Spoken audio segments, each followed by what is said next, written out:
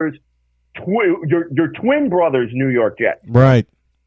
This is an entirely new outlook on the franchise. This is an entirely new outlook on the future. And this is an entirely new era.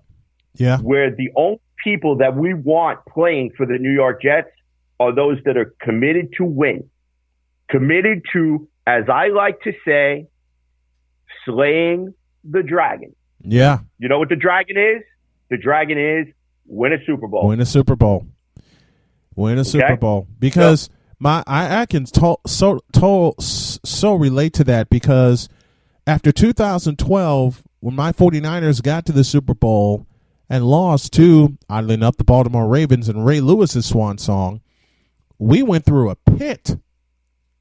We went through a pit of hell with incompetent coaches, incompetent ownership, everything, incompetent players.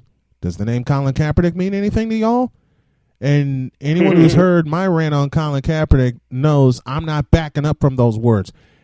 And a quick sidebar, then we got to go to a break. I do not back up from my words, and I'm not going to. I say Colin Kaepernick played himself out of the league because his play diminished. And now he wants to make it political, saying they're blackballing him from the league. Okay, when you decide to throw more touchdowns than interceptions, then we can have a conversation. And I'll leave it at that. I'm coming up against a break, but I'd love to have you back on for another episode. So we'll get it together, my friend. This is CJ DeSimone, the man in charge of the Weapons Hot New York Jets podcast. Go check it out, folks. An absolutely fabulous podcast. And if you're a Jets fan, you want to follow him. He's got all the news, the notes, and the quotes to take you through the 2020 New York Jets football season. An absolute thrill and a pleasure to have you on, my friend. I'm looking forward to having you back soon. All right. Thank you so much for having me. I appreciate the time. Got some more stuff for you, folks. Hang tight. Back in a flash.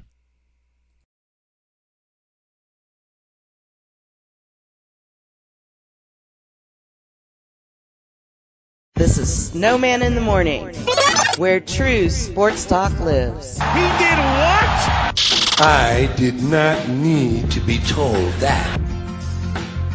Welcome back to the program, folks. Don't forget that you can hit us on all of our social media using the ID SNW Digital Media. That's SNW Digital Media for Facebook, Snapchat, Instagram, Twitter, and Pinterest.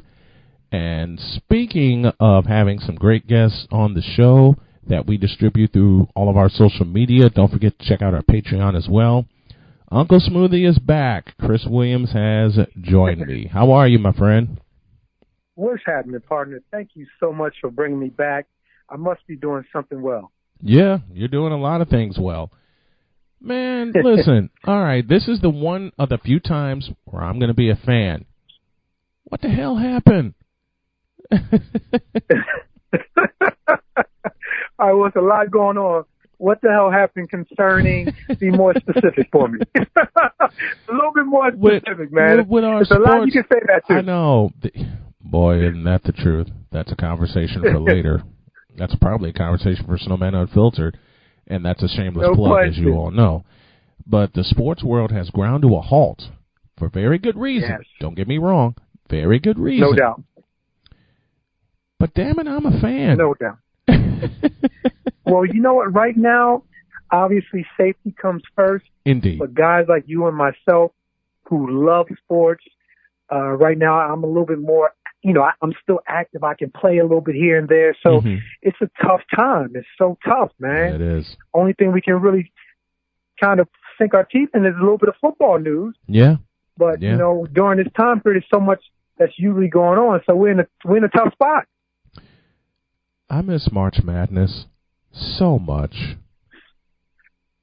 Listen, Snowman, I am so disappointed from that aspect. I did the last basketball game on ESPN as a color commentator of the 2020 season. Yeah. I did a MAC championship, MAC tournament game, Siena versus Fairfield, which was the last game that they shut everything down with. Yeah. So during that time period, everyone was just so disappointed. The atmosphere in the arena was so down, Snowman. Yeah. You know, the players, parents, coaches, people working in the arena, because obviously we didn't know what was going on. Right. And we had just heard that a number of tournaments were shut down. I believe that day, the Big East tournament at halftime had shut down. We finished up our game, which was the last one. No fans. Yeah. So that wasn't a great atmosphere to begin with, but we thought we would at least be able to get through it. So you just know everyone was so disappointed, and the faces on those young people was, it was the worst. I bet. I saw the report. I saw the reports flying in. You know, when I checked out of work, I saw the reports flying in. Big East was canceled. Big Ten was canceled. Correct. Pac-12 was canceled. I mean, the cancellations were flying in by the second. Yes, they were. I believe the MAC conference was the last one to cancel. Were the last one. Therefore, we were the last game that was played, which was a tournament game, obviously, to try to figure out who would go to the NCAA tournament. Yes. And nothing conspired, and everybody was just so disappointed. Yeah. They had to shut everything down. It's disappointing, but it's a safety issue, and when you have a safety issue, you have to take every precaution necessary. And I say it on this show. And you're dealing with young people who are amateurs. I think that's important to note also. Mm-hmm. And you have to take that in consideration. You have to take everything into consideration, especially the safety of the fans, the safety of the players. It was thought of by the NCAA that they were going to have the tournament games without fans, which would have been a weird atmosphere, and you experienced that. It would have been very weird, but at least we would have had it. Yeah. And I've seen reports, and I've read up, just doing a little bit of research on it after everything was canceled. Yep. A number of people were looking forward to at least trying to get the tournament going. Mm-hmm. At least the first four in Dayton. At least the first four in at least the first four in Dayton. But if you don't have the fans and if you don't have the players, and this pandemic spreads, and in a closed area, it could spread very, very fast, and it could also bring a lot of panic, which is why Adam Silver shut the NBA down, postponed the season, and said we're going to make sure we help the country get this under control first before we resume any games. And he's looking into arena availability come August because he wants to get this season complete. Which brings this question to you: do we start over with the NBA, or do we complete this season? Your thoughts? I really think we complete the season if it comes to that point. A number of players are putting a lot of hard work, coaches and all these groups, and you want to try to finish up something that you started. I don't think it would be fair to start over until you start a new season. Fair enough. So I would be a fan of starting exactly where you stopped off, because you have the number of players who've had really good years. You know, you have that MVP race, and I've seen you go back and forth. Well, actually, you know what? I haven't seen you go back and forth. I know you have a clear-cut winner. Yeah, and it's Giannis. Obviously, people want to throw their hat in that ring also. So I would like to see it start where it ended, in my opinion. Yeah. You want to pick it up where you want to pick it up where you left off, and get some questions answered. Can Milwaukee finally complete the picture and get their first NBA title since 1974? Yes. Can the Los Angeles Lakers get their first title since 2010? Those are the two big storylines. Can the Golden State Warriors swing a trade for Karl Anthony Towns and get themselves back in the competition and have a good end to this season? Man, I like it. I'm just getting started. I'm just getting started. Can the Warriors swing a trade for Karl Anthony Towns and bait Minnesota with Andrew Wiggins? And get them. Look, I put this rumor out there 2 weeks ago, and I think it's going to happen. Can the Houston Rockets use microball to get themselves to a title? My answer is no, but I know other people will say different. Let's go on. Well, check it out. Yeah. Yeah, you're throwing a lot at me. Let me just jump on one. Can I jump on one, please? Take a couple. Because I love watching your Facebook feed. And if anyone doesn't know, the Snowman gives you a lot of good nuggets out there. And I sit back and watch and laugh and comment here or there. Yeah. But one I have to jump on. The Houston Rockets. I've never been a fan of the way they play. Unfortunately, because James Harden is so good of a one-on-one basketball player, he gets a lot of love, and I give him kudos for that. But there's no way the Rockets can win playing the way they play. And it's sad Amen. that we feed into it year in and year out. There's no way you can win playing like that, Snowman. Amen. And then you bring Westbrook over, and that just really just ruins him. I'm glad I'm not the only one that thinks that. Neither guy can do it by themselves. It's unfortunate. And they've So I tried. just want to tackle one of them. And they've tried. Oh, no, they tried. See, because the NBA season is so long, you're going to have games where guys are going to have big numbers. And they are that good where they can score a lot of points and be effective on certain nights. Mm-hmm. But in a 7-game series, when it becomes more close-knit, a grind-out type affair, the scouting reports are intense. Yep. There's no way you can play like that and beat someone in a 7-game series, especially if it's a good team when we get into the playoffs. And Lord knows they've tried 4 of the last 5 years. Yes. They've run into Golden State, the kings of microball. But here's the difference between the way Golden State plays microball and the way Houston plays microball.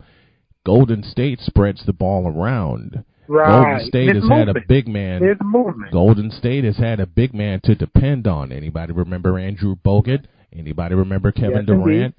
Anybody remember Zaza Pachulia? They ran the ball through Pachulia, and they've gotten some effective shots. And they play better motion offense, whereas the Houston Rockets play ISO basketball. Yep. So there should be an argument from someone who's listening who say, well, listen, Snowman Smooth, how dare you say that? The year they had Chris Paul, they took the Warriors to a 7th game. Yeah, and you're exactly right. Because of Chris Paul, who's a solid point guard who understands how to play playoff basketball. That's why they were that close, and they possibly could have beaten the Warriors that year. No. But not with Russell Westbrook I doing say what no. he does. I say no with Chris Paul, and here's why. They should have closed them out. I'm speaking of the Rockets. In 2018, they get a 3-2 lead. They hold the Warriors to under 100 points in Houston in Game 5. They should have closed them out in Oakland in Game 6. Oh, yes, they should have. You're right. I totally agree. An 11-point lead at halftime, and you only put up 25 points in the second half, and you get mauled. The bottom line is it comes down to the isolations. Yep. And when that game was closed out, you were going to Harden and letting them go one-on-one. Mm-hmm. And it's tough. It's tough to do that in the playoff series. It is. Because night in and night out, everybody's going to make adjustments. That's the one great thing about professional sports. You're not going to continue to get over on your talent and your athleticism. Somebody's going to make the adjustment. Yeah. We see it in all sports: football, basketball, Lamar Jackson. Nobody can catch up.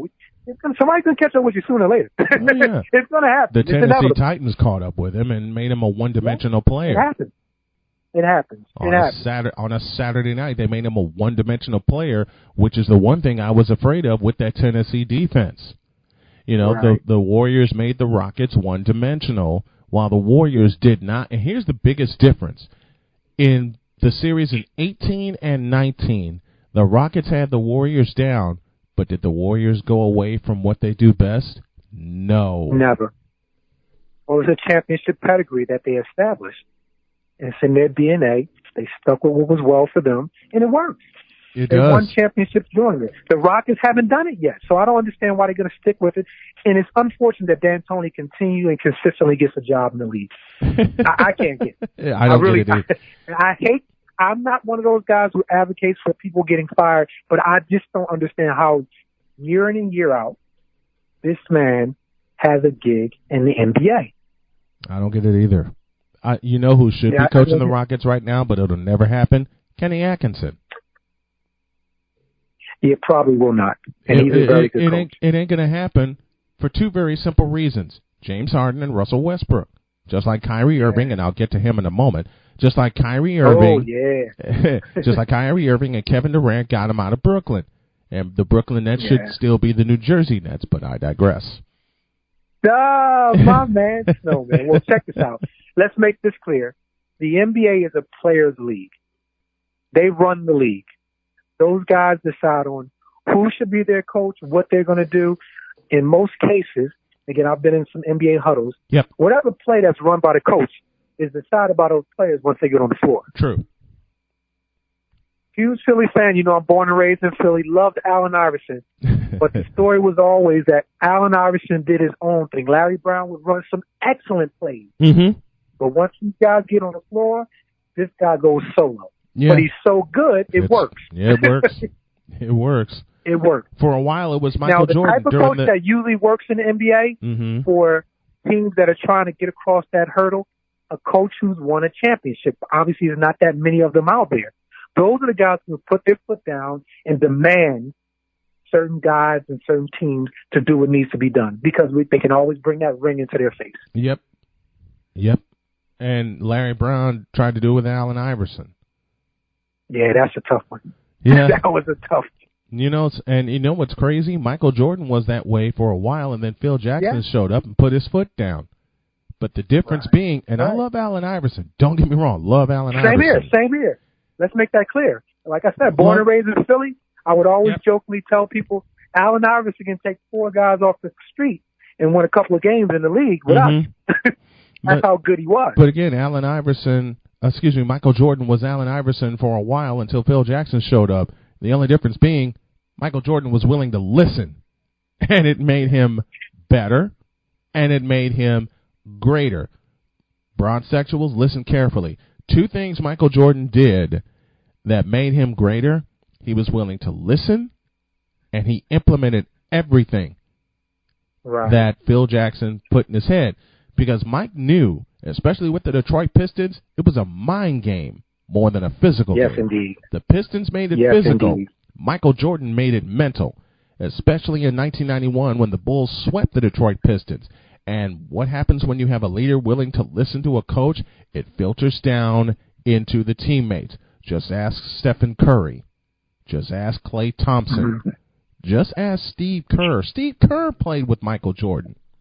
Yes, he did. Steve Kerr played with MJ. I can't remember what year was that, Snowman. 1997. Knocks down that mid-range jumper. 1997.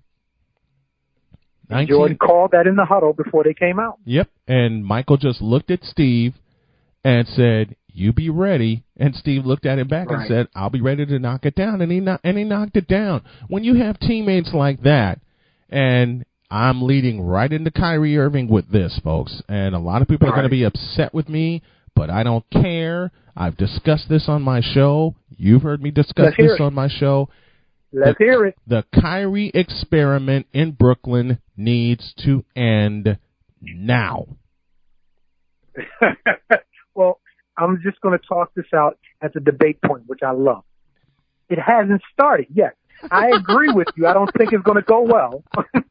But we like to see both of them on the floor because as a star, when you become a superstar, in my opinion, is when you understand you have to share. You have to share, and sometimes you have to take a step back and sacrifice. I want to see both of them on the floor together and see what happens. But that's the area where most stars have a problem. Understanding they have to share and sacrifice some of their game to make others better. Which is why I feel right now the Nets won't win a darn thing because you have a player in Kyrie Irving that won't share. Talk to LeBron James about that. We haven't seen him and KD together yet. You got to give him the benefit of the doubt. No, I will not. Fairness to him. In fairness. You want to talk about fairness? Yeah. He had 2 years to be the leader in Boston, and it went sideways. Agree.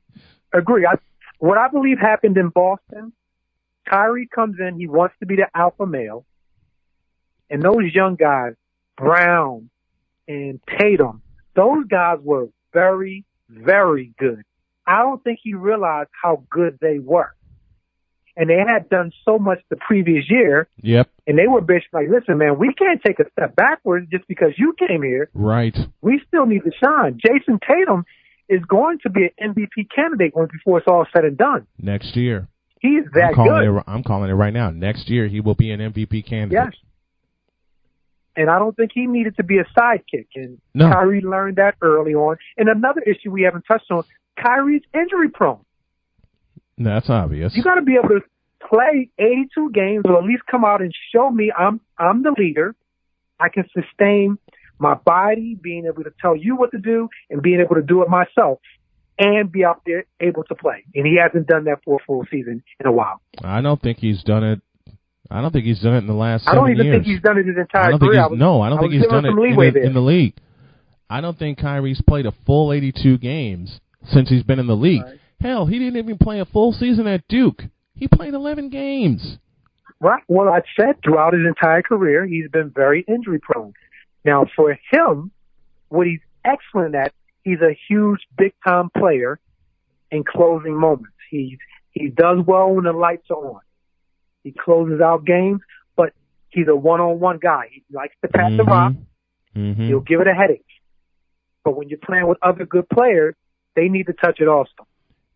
You know what? I made and that's why Kemba Walker is a much better fit for the Celtics. I love Kemba Walker. Love Kemba Walker as a fit in Boston.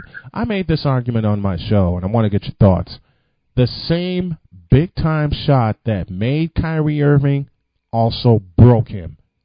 And I'm talking about the shot he hit in 2016 to beat Golden State and win the title. That shot made him, and the next season broke him because he got Explain cooked. How it broke him. I need to get a little bit more insight on how it broke him. In simplest terms, he got cooked in 5 games. He got absolutely blistered because the Warriors figured out what to do. They sent different people at him, and Kyrie couldn't handle it. Kyrie could not handle it. It wasn't just Stephen Curry guarding Kyrie Irving. That's the match. If you're Kyrie, that's the matchup you want. You don't want to see Klay Thompson. No question about it. You want that matchup, yes. You don't want to see Klay Thompson. You don't want to see Andre Iguodala. You definitely don't want to see Kevin Durant. It was a height difference. Steve Kerr figured out, okay, it's going to be a height difference. So let me send you need three bigger players. Some length and athleticism on a guy like Kyrie. Yeah, and Andre Iguodala baked him in an oven in 2 games in the 2 games in Oakland, especially the final game. And I love the fact that Steph got his revenge, and that's a selfish pleasure for me when Steph brought the ball through his legs, wrapped it around him, got Kyrie one way, leaned the other way, and banged home a 3 that clinched the title. And, and Steph just looked back and said, we're even. Okay, we're even. Right. So, and then Kyrie was out of there. Let's take a little bit of the emotional bias out of it because it sounds as though you're a Warriors fan. So I'm gonna squeeze a little bit out of you from that standpoint. In fairness to Kyrie, again, I like this advocate that I'm playing here. Kind of reminds me of First Take, what we're doing here. So Kyrie, exceptional one-on-one player. That's what he does well. So at the end of games in the NBA, you don't need to call a play for him. Give him an ISO. Sure. I'll give you that. Clear out a side for him. He's going to get to the basket or get a shot that he wants. I'll give you that. Which he did to close out. Right, which he did to close out the championship season that one year. Yes. I don't know the years. I know you're good with numbers. 2016. We talked about how teams at the NBA level, NFL level, at the professional level make adjustments. Yes. Warriors make their adjustments. Understand you need to put some length on him. Mm-hmm. You need to put some height on him, some athleticism on him. He's still a very good one-on-one player, but him not understanding that he needs to share, he could have made other people better. So do you think that happens in Brooklyn? But I think that selfish mentality is still in his head. I can close this out on my own. Because at that stage, LeBron wasn't even the closer for the Cavaliers. No, they would allow Kyrie to close out games. And that was the move that the Cavaliers needed to make. They needed to build around Kyrie. And if you really want to think about it, when LeBron returned, that deflated him. When LeBron returned to Cleveland, that deflated Kyrie because for 3 years, they built around Kyrie Irving. They built around him. Right. And then LeBron comes back, some people go packing, and then Kyrie's going, now what the hell do I do? Well, there was certainly some alpha male issues with Kyrie and LeBron. Mm-hmm. I think Kyrie, after making the shot in that first championship season, was basically, I'm an alpha. I really believe I can have my own team. I know Kyrie had a really great relationship with Kobe. I think maybe some of those discussions were there. Yeah. But I don't think he was mentally prepared to have his own team. We saw it firsthand in Boston. Yeah. It's more than just what you do on the floor. We talked about him not being able to go an entire season without being injured. And all this plays out. And being a leader in the locker room. How he handled the media on certain occasions, certain things he said. He hadn't grown and matured to the point to be an alpha. And we haven't seen just yet now if he can be the alpha in Brooklyn. Mm-hmm. And I'm giving him the benefit of the doubt. I think it's a growth process. I think it's part of your maturity. But if you want to be the true superstar that we believe you can be, you have to make other people better. And he hasn't. You have to yet. make me feel good about my game, make me feel good about making shots, make me feel good about being on the floor at the end with you. If you can't do it, can I feel comfortable enough to know, Kyrie, you'll get me the ball, and if I make it, you're happy for me. A la Ron Artest, Metta World Peace. Kobe gives him the shot, he knocks down a three, and he jokingly says, Kobe, pass me the ball. Yeah, 2010. And that sealed the that sealed the championship. Right. That's you have the to biggest make difference. Other guys, other players around you feel good about what they bring to the table. I'll close with this point. I've had so many people dive into my argument of LBJ versus MJ, and I said the biggest difference is Michael Jordan made his teammates better. And I've had people argue with me, well, LeBron's made his teammates better. Okay, let me pose a question to you. Has LeBron ever had that much confidence in Kyrie where Kyrie would knock down the winning shot and people would throw 2016 at me? And I say Kyrie did that on his own. He didn't do that, with the push from LeBron that LeBron was supposed to give him. Steve Kerr is a different story. Steve Kerr had the confidence from MJ after Kerr missed a big shot in Game 4. Game 6 at the United Center, Mike looked at Steve, and Steve looked back at Michael, and Steve said, I'll knock down the shot, and Steve knocked down the shot. That's a big difference. Right. For me, that's a huge, huge difference. That's Uncle Smoothie. Chris Williams talking a little hoops with yours truly, the Snowman. Tell everybody where they can find you, my friend.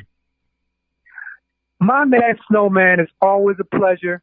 They can find me on Instagram, Hear Chris Speak, Twitter, Hear Chris Speak, and if you're still on Facebook, like the older ones like you and myself, Chris B. Last name Williams, Williams. All right. Now, Snowman, you have to let me give a rebuttal on that last point. Go ahead.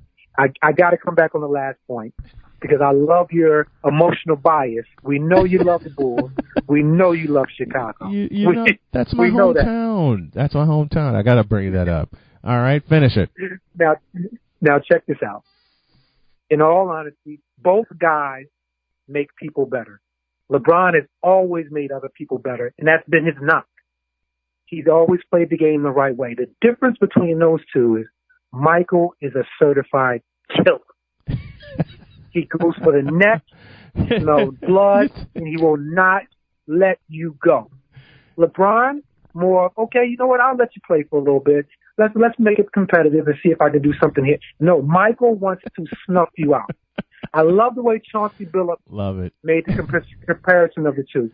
He said the difference between the two is no one could eat when Michael was on his watch.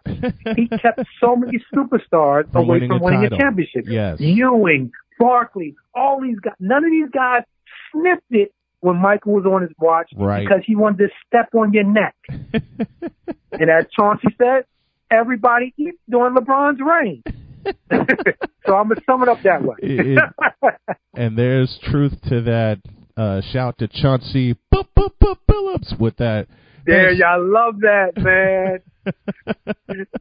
Mr. Big Shot himself, Chauncey Billups with that quote. Thanks a lot, my friend. I really appreciate it.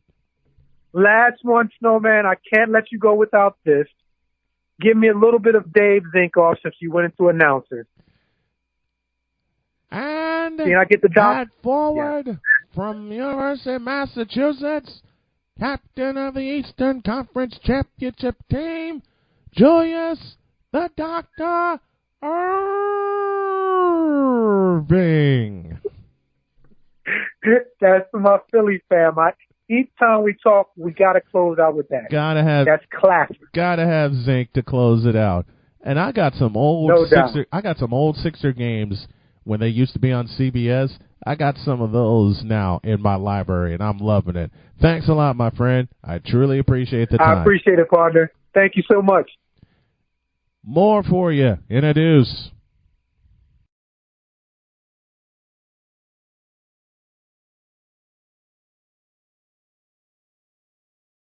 This is Snowman in the Morning, Holy on smoke! where true sports talk lives. I like him. He's silly. So I had a chance to be on this podcast called Weapons Hot, and it concerns the New York Jets. Now you're going to be asking, the hell are you doing on a Jets podcast? Well, a friend of mine hosted. His name is CJ DeSimone. B, he's agreed to join me. And C, I decided to freak him out with an impression of a popular New York sports talk radio show host by the name of Joe Beningo. And I had him and his partner cracking up laughing when I busted out an impression, and I hope you're going to hear him laugh, folks. I busted out an impression to the tune of, and then there's the Jets. What a disgrace.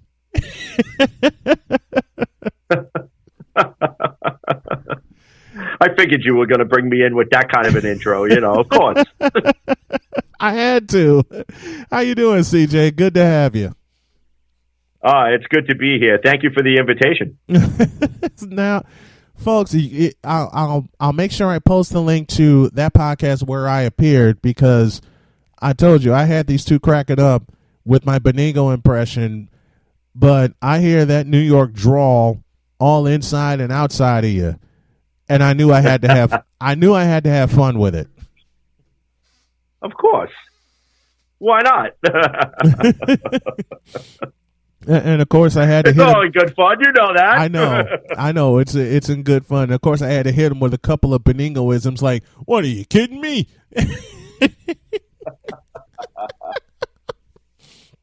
I had to hit him with the "Are you kidding me?" What a disgrace! And of course, what's the one thing that Joe Beningo wants so badly? To see the Jets win the Super Bowl, right? Of course. So of course, I gave him a little bit of, I'm going to die out here without the Jets winning a Super Bowl. Great. Just great. How long suffering of a Jets fan are you? I got to hear this. Okay, well, I first became a Jets fan in 1979. One of my favorite players growing up was Bobby Jackson, who played cornerback for the New York Jets. The majority of my friends were all Giant fans, so, I needed to be different. So that's like me with the White Sox and the Cubs. Some days I ponder the sanity of the decision that I made, but you know what? Gangrene has given me some good memories, also some bad. A lot of frustration within this fan base because of how long they've been suffering. And just, the litany just goes on and on. I mean, all-time favorite player obviously is Don Maynard from the 1968 World Championship team. Mm-hmm. And for me, being a Jets fan is like, there are days where you are proud, you beat your chest and you wear your gear with pride, and there are days where you want to curl up into the fetal position and go in the corner of the nearest room and just cry like post-traumatic stress disorder. But, nevertheless, believe it or not, the younger generation has not really suffered as much as the older generation. Now, for me, I'm going on 40 years being a Jets fan. So, you're right up there with Beningo. You're right up there with Joe. So I've got a lot of suffering that I can, that I can definitely go through. This is where I pick on my friend. This is where I pick on my friend, folks, and I do it in fun. Y'all chose Ken O'Brien over Dan Marino? Oh, please. Yeah. Yep. That actually happened. But look, for what it's worth, Ken O'Brien really was a good quarterback. Now, was he a franchise quarterback? No. Absolutely not. Okay. Joe Walton, when he was head coach of the Jets, made a few moves that kind of made everybody scratch their heads. There were times where, you wanted to scream. And I mean, Walt Michaels Walt Michaels did a good job. I mean, he got the Jets to an AFC Championship game in which they lost the Mud Bowl to the Miami Dolphins. 1982. Richard Todd ended up throwing 4 interceptions in that game. 2 of them went to A.J. Dewey, and they were both returned for touchdowns, and that was the difference of the game. He doesn't throw those really 2, it's still scoreless, and who knows how long they play. But he threw 2 to A.J. Dewey, and Dewey returned them both for touchdowns. Crazy. Yeah, I'll tell you an interesting factoid about that game. All right, is and this is something that a lot of people really don't know. I mean, you can go and look it up in your Jets history. I know a lot of the older fans will hear, and you have your conspiracy theorists, of course, because what's being a Jets fan without having a conspiracy theorist part of your repertoire. So. One of the things was that the night before, the Jets coaches and some of the players had went to go inspect the field, and they had put a complaint against with the NFL about the condition of the field. So instead, that they just put some sod in the middle, and you could just see how well that worked out. So,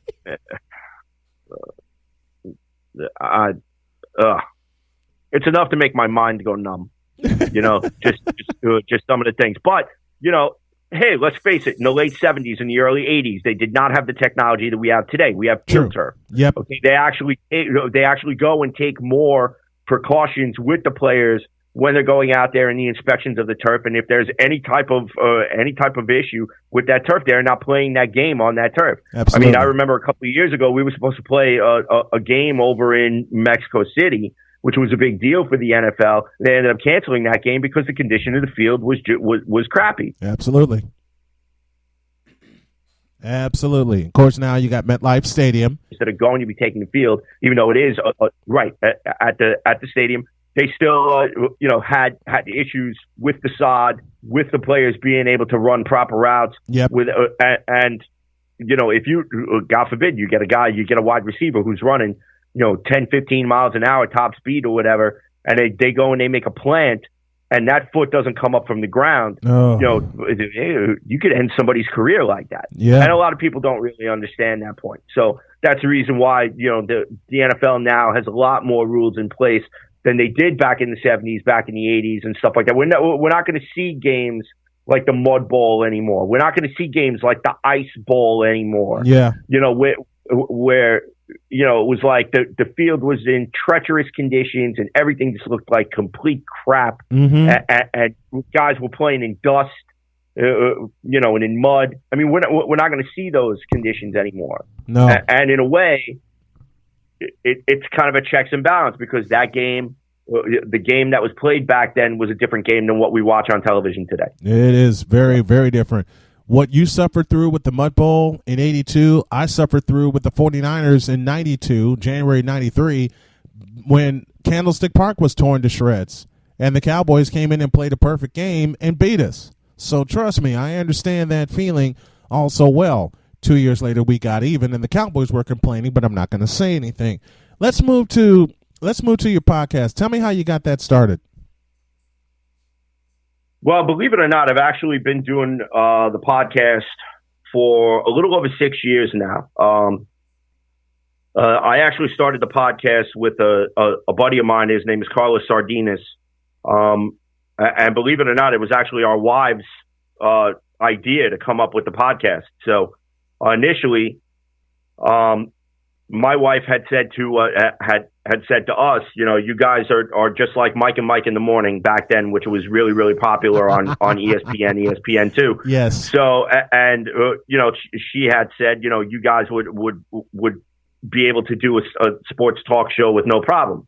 So we actually started looking into it, and we started looking into different podcasts and getting ideas about what it would take. So Carlos and I, right around April 13th, we launched our first episode of the CNC Football Factory on blogtalkradio.com. Never forget it.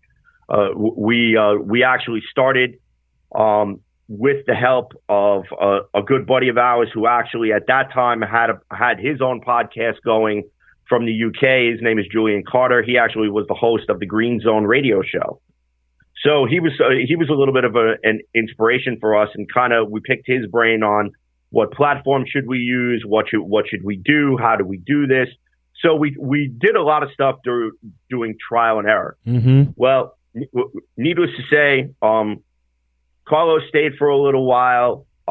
We continued on. We ended up changing the name over from the CNC Football Factory to the CNC Sports Factory, where we decided we were not only going to incorporate Jets football, but we were going to talk a little hockey, a little baseball, a little Knicks. That was short-lived. So we ended up switching back over to the football segment. So from there, we just continued on. We actually changed the name. We kept CNC Football Factory for a little while. I'd say about a good 3-4 years. We kept CNC Football Factory. Then we decided to switch the name over to the Jets Factor. So we had the Jets Factor podcast going on. At that time, Carlos had left the show for a little while due to some personal reasons, and just it was being a strain on him, seeing that his job was taking him all over the country, and he wasn't really able to contribute to the podcast the way that he would have liked. So I continued on. Had a bunch of different guests on for co-hosts and stuff like that. Never really had a steady co-host, but continued on again. And then Carlos ended up rejoining me for a little bit last year. Then again, he just felt like his heart wasn't in it anymore. So he decided to step away. So I decided it was time for a little bit of a reboot at the end of the 2019 season. So it took a month hiatus as we said goodbye to Jets Factor, rebranded the show with everything, and now launching a brand new show with my co-host Kevin Jackson, otherwise known as Spotty Blackman on Twitter, with the title Weapons Hot, a New York Jets podcast. And believe it or not, funny story, how I actually came across the name Weapons Hot was from the movie Outbreak. Right. Believe it or not. So from the movie Outbreak, which is kind of ironic because we're in the middle of a global pandemic here. Mm-hmm. So for those who don't know the movie Outbreak, it is currently showing on Netflix. I invite you to go and watch it. With Dustin Hoffman and Cuba Gooding Jr. and Donald Sutherland, who actually looks like a normal human being and not like one of the dregs of society that they like dug out of a closet somewhere and dusted some mothballs off of. So, needless to say, there's a chopper flight scene in there where the pilots are saying, okay, it's time to go Weapons Hot. And that kind of stuck with me. So believe it or not, Weapons Hot was actually a segment during the Jets Factor podcast. Right. And I actually thought to myself, okay, I did it for several episodes, and then I started changing format a little bit where I felt like as much as I wanted to do it, I felt like it didn't fit, so I put it on the back burner. So hence when I decided to end the Jets Factor podcast and I was trying to come up with a different name, that name kind of circled back around, and I was saying to myself, I think that'd be pretty cool, call the podcast Weapons Hot. That's what I think it would be. So, I actually talked about it with my wife, Cindy, and, I asked her, I was like, what would you think? So, I value my wife's opinion very much. And she's, I've always bounced different ideas for podcasting off of her if they sound, okay or not. Now, mind you, my wife is a diehard Eagles fan. So, yeah, that's enough said. I'm just going to leave it there. You talk about a house. You talk about a house divided, okay? But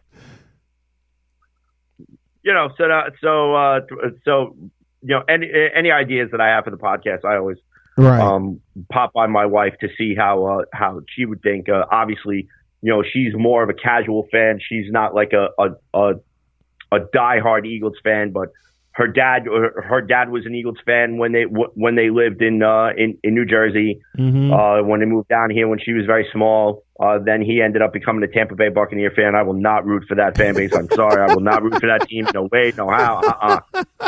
Say no more. So anyhow, moving on from that, she still remained an Eagles fan. So. naturally, again, just to reiterate, I know it's probably like the third time I've said this, but any ideas that I have, right. with the podcast that I want to do, I run by her, because her being a casual fan, if I'll do something or say something that will catch her attention, being the more casual fan, then I know that someone out there who may have a minimal interest may say, well, let me go ahead and check this out. Mm-hmm. So, believe it or not, here we are. Wow, I'm going on 6 years podcast. Actually, a little over 6 years. Yeah, over 6 years. Fabulous podcast. So it's a lot of fun. I love the platform to be able to get my my voice and my opinions out there. Hey, look, not everybody agrees with my opinion, and that's fine. But it's in fun though. And I had a chance to appear on Weapons Hot. And folks, like I said, you got to check it out. It's a hilarious episode, and it's a fabulous podcast. But, man, I want to thank you so much for not only being on this show, but inviting me on the Weapons Hot.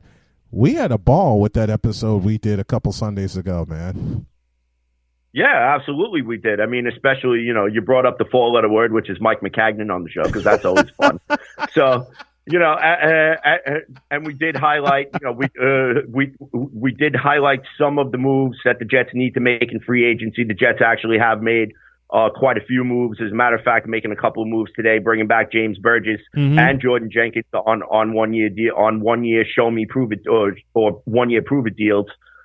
So I really like the direction that Joe Douglas is heading. Yeah, he's bringing guys in for short term contracts because he wants to see who is committed to the rebuild. Right. And I think this is an attitude that the New York Jets and the New York Jet fans are not really used to seeing, used to being exposed to. And in my opinion, this is how championship football teams are built. Because when you go and take a look at teams like the Pittsburgh Steelers, the Baltimore Ravens, lately now the San Francisco 49ers, the Kansas City Chiefs, other teams that are constantly in the conversation for the playoffs, the New Orleans Saints, the Green Bay Packers, what do all of those teams have in common? I'll pose that question to you.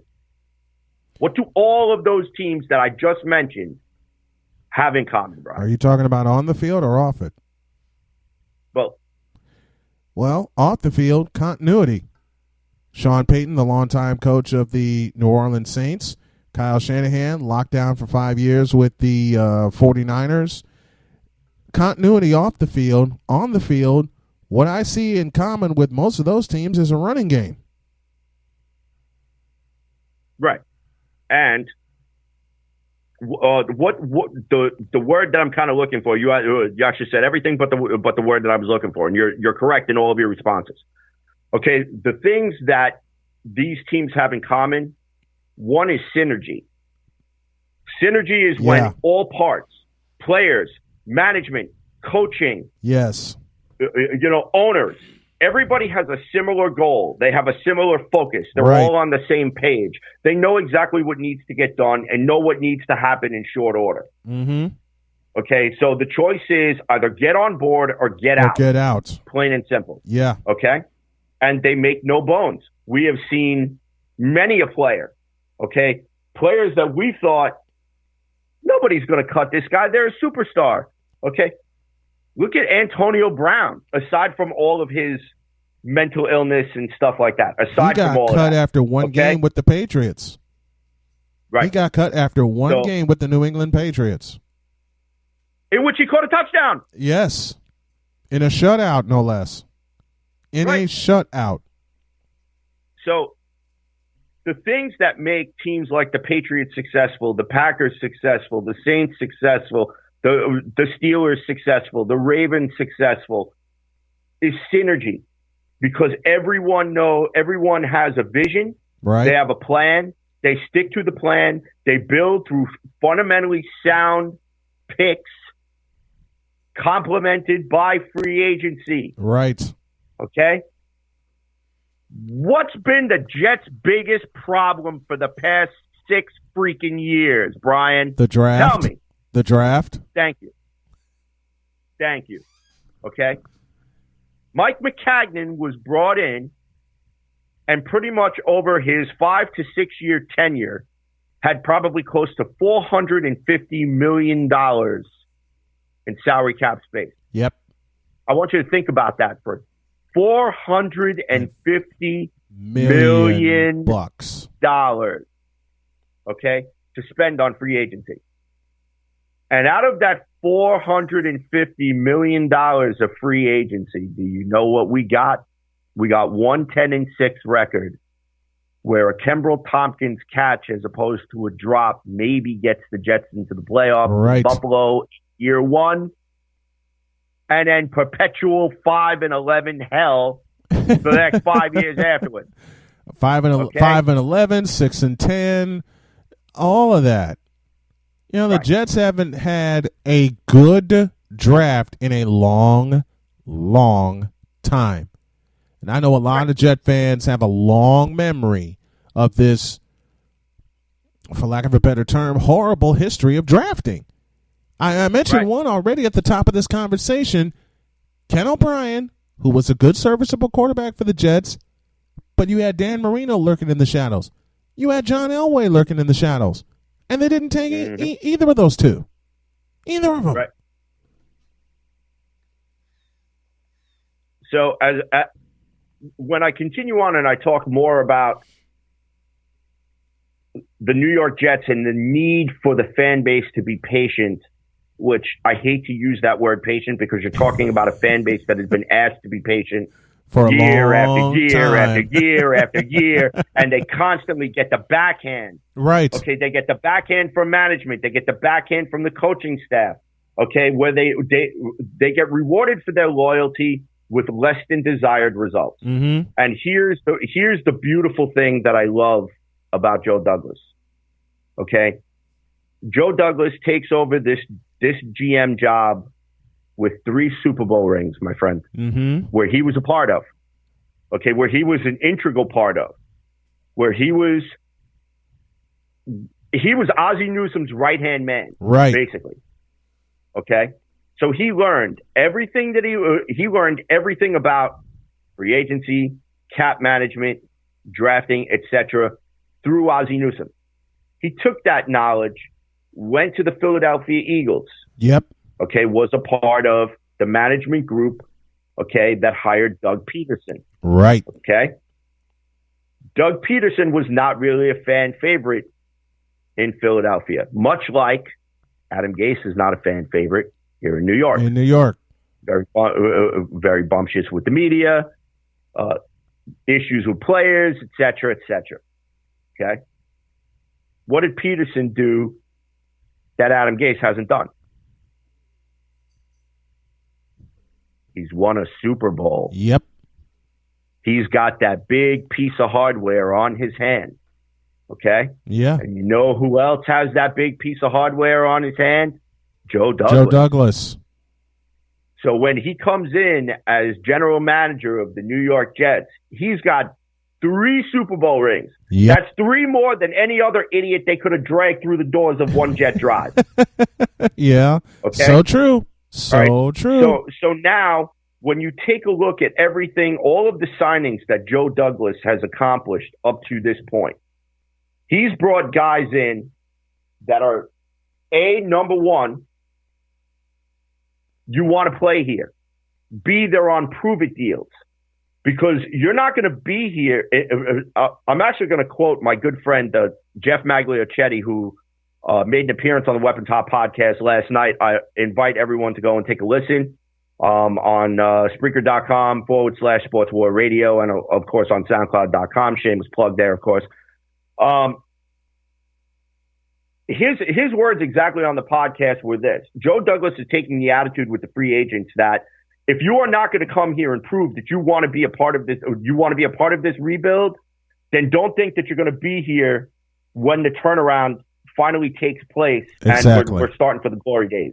So if you're going to be here for the glory days, then you need to pitch into the rebuild. Yeah. So and for years the New York Jets have been the old age retirement home of the NFL. Right. And we finally got ourselves out of that. We finally got rid of all the Jericho. Okay, we got rid of all the prune juice. We found True. Todd Bowles' stash of Thorazine. Got rid of all of that. Okay. We found the naked pictures of Mike Cagnan that both Ben Aguilana and freaking Brent Cavalli were hiding in their lockers. Okay. So they got rid of those. Yep. Okay. They got rid of D. Milliner and the vaginitis, the chronic vaginitis that was running rampant through the locker room. Mr. Injury. Right. Okay. Right. Okay, so they got rid of all of that. Mm-hmm. Okay, so now this is no longer your father's New York Jets. This is no longer your older brother's New York Jets. Hell, this is not even your older brother's your twin brother's New York Jets. Right. This is an entirely new outlook on the franchise. This is an entirely new outlook on the future, and this is an entirely new era. Yeah. Where the only people that we want playing for the New York Jets are those that are committed to win.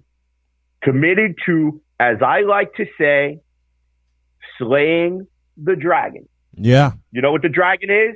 The dragon is win a Super Bowl. Win a Super Bowl. Win a Super Bowl. Because I can so relate to that, because after 2012, when my 49ers got to the Super Bowl and lost to, oddly enough, the Baltimore Ravens and Ray Lewis's swan song, we went through a pit. We went through a pit of hell with incompetent coaches, incompetent ownership, everything, incompetent players. Does the name Colin Kaepernick mean anything to y'all? And anyone who's heard my rant on Colin Kaepernick knows I'm not backing up from those words. And a quick sidebar, then we got to go to a break. I do not back up from my words, and I'm not going to. I say Colin Kaepernick played himself out of the league because his play diminished. And now he wants to make it political, saying they're blackballing him from the league. Okay, when you decide to throw more touchdowns than interceptions, then we can have a conversation. And I'll leave it at that. I'm coming up against the break, but I'd love to have you back on for another episode. So we'll get it together, my friend. This is CJ DeSimone, the man in charge of the Weapons Hot New York Jets podcast. Go check it out, folks. An absolutely fabulous podcast. And if you're a Jets fan, you want to follow him. He's got all the news, the notes, and the quotes to take you through the 2020 New York Jets football season. An absolute thrill and a pleasure to have you on, my friend. I'm looking forward to having you back soon. All right. Thank you so much for having me. I appreciate the time. That'll close up shop for this episode. I want to thank my guests, including CJ DeSimone, Russ Williams with Transition Tuesday, Desmond Johnson, and all of the great fans that have tuned in to the show. Don't forget, 1/2 hour from now, the podcast will be available. Log on to snowmandigitalmedia.com and snowmaninthemorning.com to pick it up on your favorite outlet. Till tomorrow, have a great day. God bless. Remember to make your next move your best move. And always remember, if your dreams don't scare you, then they are not big enough. Dream big, do bigger. I am, and I hope y'all are too. Till next time, Snowman out.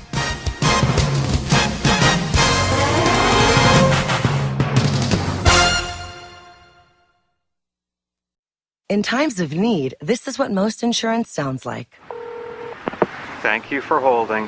What's your policy number? But when you have coverage from AAA, you've got insurance with 3 A's. And that sounds like this. Thank you for calling AAA. Is everyone okay? So does your insurance sound like insurance? Or does it sound like insurance with AAA? A brand that's been helping members for over 100 years. Visit AAA.com/insurance for a free quote on auto and home coverage. In times of need, this is what most insurance... Thank you guys for listening to Snowman in the Morning right here at RTF Sports Network.com. Catch him again tomorrow at 9 a.m. East Coast time. What's going on, everybody?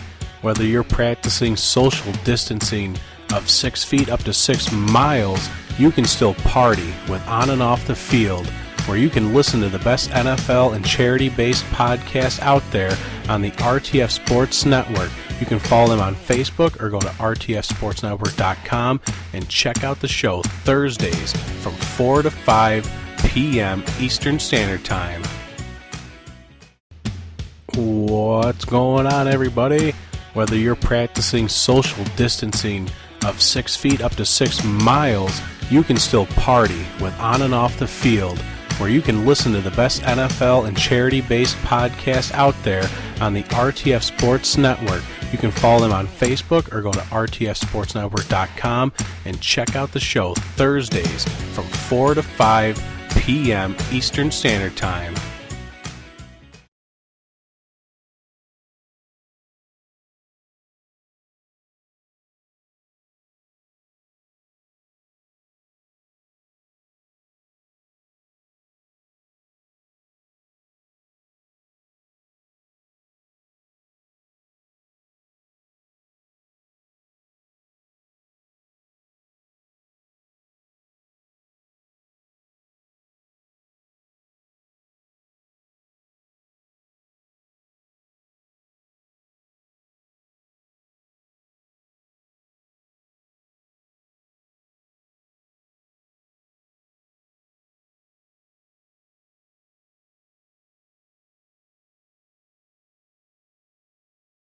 Is going to charity. You can count on that.